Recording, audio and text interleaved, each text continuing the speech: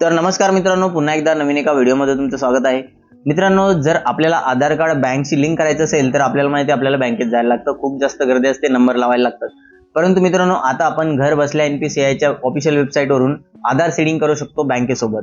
कशा पद्धतीने करायची, काय पूर्ण प्रोसेस राहणार आहे, या व्हिडिओच्या माध्यमातून संपूर्ण सविस्तर माहिती दिलेली आहे. तर व्हिडिओला शेवटपर्यंत नक्की बघा आणि बघा की कसं आपण आधार लिंक करू शकतो घर बसल्या मोबाईलच्या माध्यमातून. तोपर्यंत मित्रांनो, जर आपल्या चॅनलवरती पहिल्यांदा आलेला असेल तर चॅनलला नक्की सबस्क्राईब करून ठेवा. तर चला मग व्हिडिओला सुरू करूया.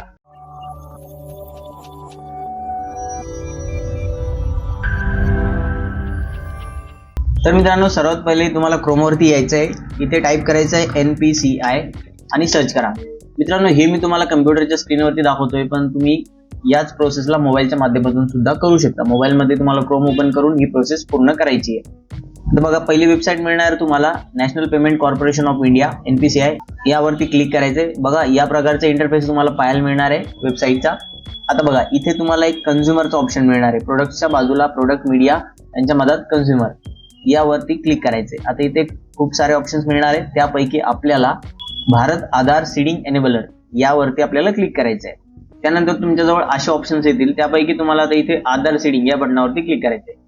आता इथे बघा, तुम्हाला सर्वात पहिले तुमचा इथे आधार नंबर टाकायचा आहे. 12 अंकाचा जो आधार नंबर असतो तो तुम्हाला या बॉक्सेसमध्ये टाईप करायचा आहे.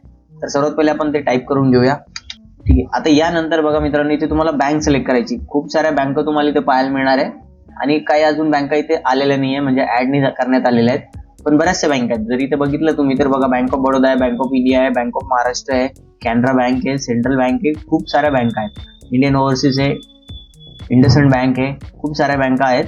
तर तुम्हाला तुमची बँक इथं सर्च करायची, बघायची कुठली आणि ती इथे सिलेक्ट करायची. जसं मी आता तुम्हाला एक डेमोसाठी दाखवतो. माझं तर ऑलरेडी आधार सीडिंग आहे, परंतु दाखवतो की कसं तुम्ही करू शकता. तर आता मी जसं इथे बँक ऑफ बडोदा सिलेक्ट करतोय. आता यानंतर बघा, इथे समोर रिक्वेस्ट फॉर आधार. तर तुम्हाला डी सीडिंग करायची की सीडिंग करायची? तर आपल्याला सीडिंग करायचे, म्हणून या बटनावरती क्लिक करायचे, सीडिंग.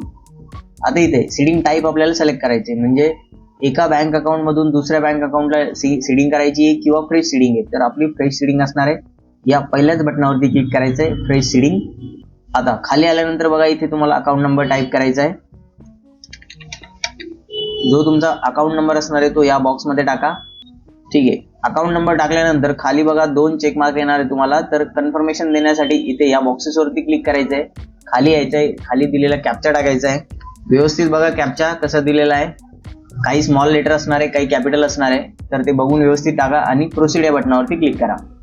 इथे एक वरती पॉपअप येईल, सर्वात खाली यायचं आपल्याला. सर्वात खाली यायचं आहे आणि इथे ऍग्री किंवा डिसऍग्रीचं ऑप्शन मिळणार आहे. तर आपल्याला ऍग्री अँड कंटिन्यू या बटनावरती क्लिक करायचं आहे. तुमच्या रजिस्टर्ड नंबरवरती एक OTP पाठवला जाईल. तो OTP तुम्हाला इथे टाईप करायचा आहे आणि खाली इथे सबमिट बटनावरती क्लिक करायचं आहे. आता बघा, मला इथे दाखवतोय की you have already seeded with the Bank of Baroda, press okay to proceed.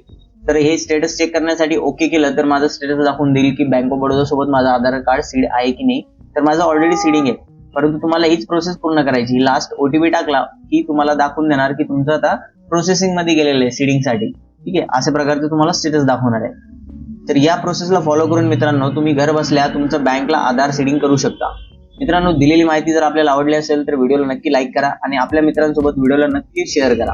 Video मित्रांनो नवीन माहितीसह नवीन व्हिडिओमध्ये, तोपर्यंत धन्यवाद.